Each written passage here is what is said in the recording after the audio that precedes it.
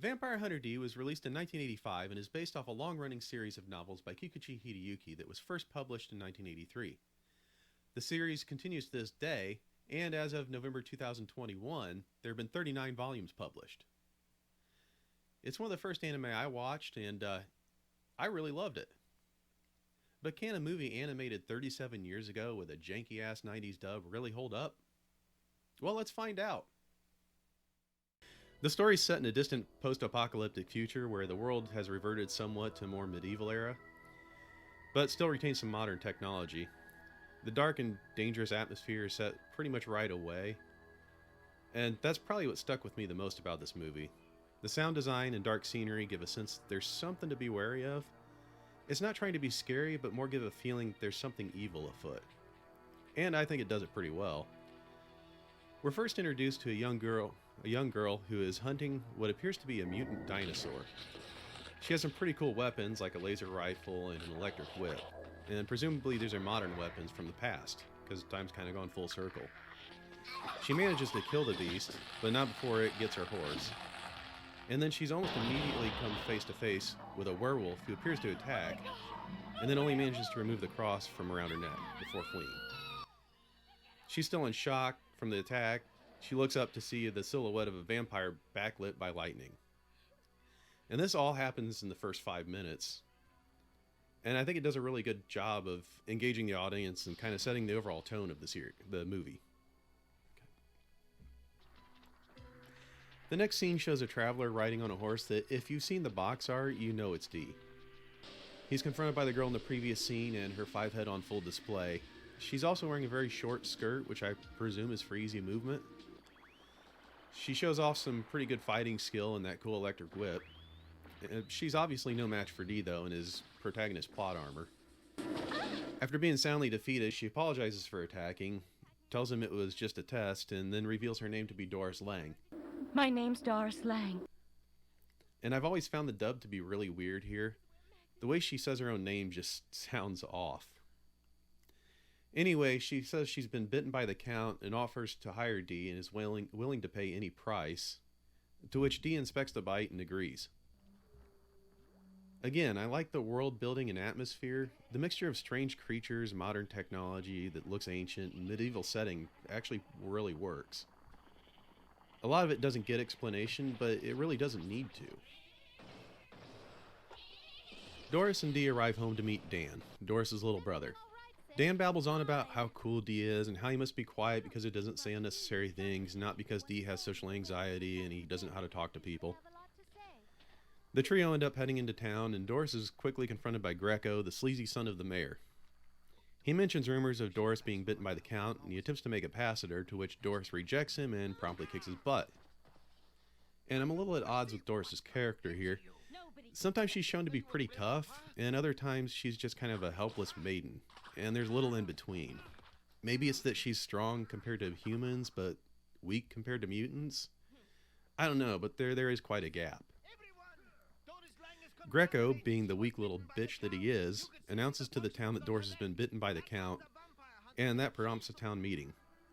The mayor wants to lock her away, but the town doctor and friend of Doris's family reminds them that the last time that they did that, it angered the Count and he murdered a bunch of people. Dee overcomes his social anxiety long enough to step in and let them know that that won't be a problem if he's allowed to finish the job. Back at home, Dee seems to have a conversation with a voice calling him out for being unusually nice to Doris and her brother. His schizophrenic episode ends just before he's caught by Doris, though. Doris tells him that her father was a werewolf hunter and asks Dee about vampires.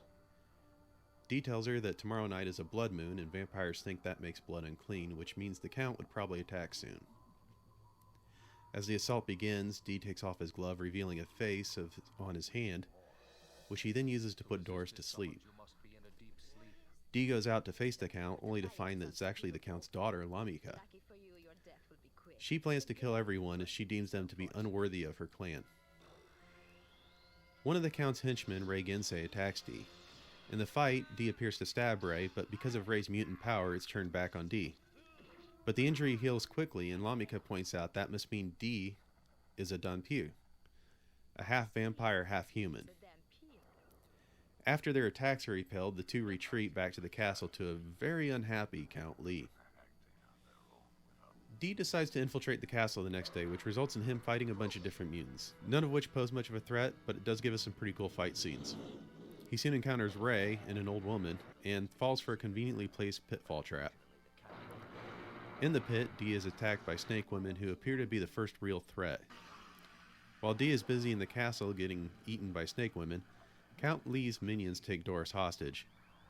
Count Lee tells Doris that Dee is a Dhampir and shows her an image of him getting the life sucked out of him by the snake women, which has been going on for a day and a half at this point. Dee finally gets sick of it though and starts fighting back. I have no idea what he was waiting for, but it doesn't take long to defeat them when he finally made up his mind to do something about it. He saves Doris before Lamika can kill her and runs from the castle fighting mutants and finally showing Left Hand's power. Left Hand has the ability to suck in and consume enemies, which seems pretty useful. Could have used that a little sooner. Ray pursues Dee but loses the trail. He's later found by one of the Count's minions and is given a candle to help subdue Dee. Now, I couldn't find any lore on candles or incense when it comes to vampires, but I did find that there are many plants, aside from garlic, that are believed to have different effects on vampires. One of them being Nightshade, which is supposed to have a paralyzing effect, so I suppose the incense in the candle has Nightshade in it. Later, Dee discovers that Dan has been kidnapped, and at this point I'm starting to think that Dee is pretty crap at his job. Once again, he sets off to rescue someone. This time it's Dan, who's been kidnapped by Ray. Ray brings out the candle he was given, but it won't light and is ineffective. Dee cuts off his arm, tells him the candle is a fake, and maybe he's been tricked. While Dee is out rescuing Dan, the doctor comes by to see Doris, who's home alone. Seriously, Dee should plan better. The doctor proposes to take Doris to a safe location, and while on the road they're stopped by Lamika, and the doctor, who we find out has been turned by the Count, attacks Doris. And in another twist, Lamika kills the doctor, saving Doris, but is then paralyzed by Greco, in another twist, who stole the candle from Ray. He's being his scummy self trying to get Doris to marry him. But Greco doesn't last long as he's soon shot by Dan and falls off a cliff. Doris and Dee let Lamika go and head back to the house to wait for another kidnapping. Doris confesses that she wants the Dee and throws herself at him, but Dee resists his urges. Was she coming on to me? No, she was just being nice. Ray runs into an injured Greco, who somehow managed to survive being shot and thrown off a friggin' cliff. Ray finishes him off and takes the candle back, which he then uses to paralyze Dee and then drive a stake through his heart. He also cuts off Dee's left hand as revenge for losing his own. With Doris once again back at the castle, Lamika argues with the Count that he can't marry a human, to which the Count responds that Lamika's mother was a human. While the human trafficking is going on, Left Hand manages to reattach himself to Dee and starts eating dirt. It's not explained here, but apparently in the novels, Left Hand can consume elements to gain energy. Dee wakes up just in time to kill a low-level monster about to eat him. It's not shown, but I think Left Hand was supposed to remove the stake from Dee's heart. In vampire lore, stakes had to stay in the vampire for it to stay dead. If the stake is removed, the vampire can revive. And I think that's what they were going for here and just kind of got mixed up. Back, again, at the castle, there's a somewhat goofy scene of Dan trying to save Doris and getting slapped away by the Count.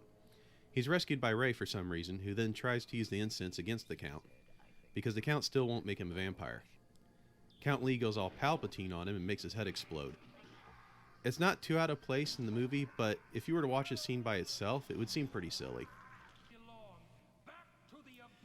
Dee arrives and begins fighting the Count while lecturing him about how vampires are transient in this world and don't belong. The Count slaps him around for a bit before Dee finally runs him through with his sword.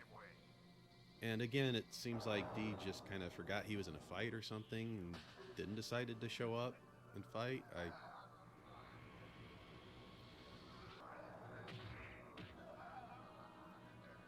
As he's dying, the Count asks Lamika for help. She refuses, saying that the House of Lee must fall. Count Lee finally recognizes Dee's resemblance to Dracula as the castle begins to crumble. Dee and the others leave while Lamika chooses to stay behind and end the bloodline.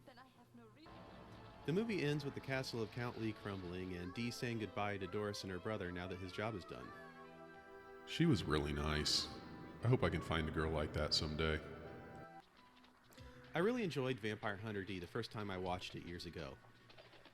It may seem dated, and maybe it is, but I think the animation and the story are still enjoyable. It has flaws, like the characters getting kidnapped over and over, but it does a lot to make up for it with the atmosphere and the setting and the unique characters. If you want to see it how it was originally intended, then obviously watch it in Japanese. But if you want some B-movie acting, give the Urban Vision dub a try. For me, the campiness of that dub has a charm all its own. If you like vampire lore or 80s anime, give it a shot. I think you won't be disappointed. Thanks for accidentally clicking on this video and letting it play to keep your dog company while you're out. If there's an old anime that your puppers wants to hear me talk about, let me know in that barren wasteland I call the comment section.